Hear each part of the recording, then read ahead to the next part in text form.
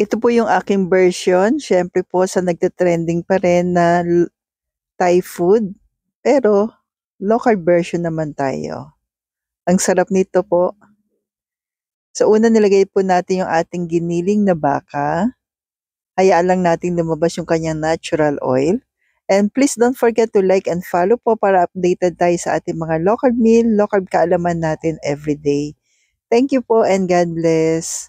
Then kapag na lumabas na yung natural oil, wala na yung kanyang sariling water, mag-add na po tayo ng sibuyas.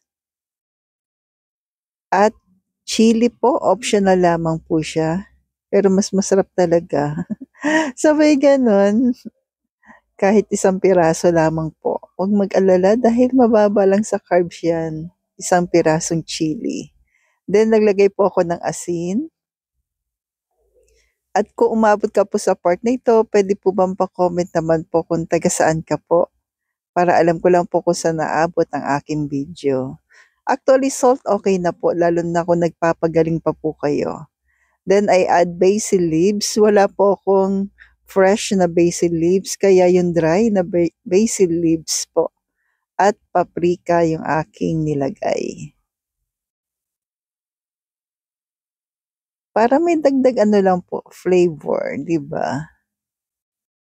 Kaya nilagyan ko ng paprika. Kasi out sa atin mga oyster.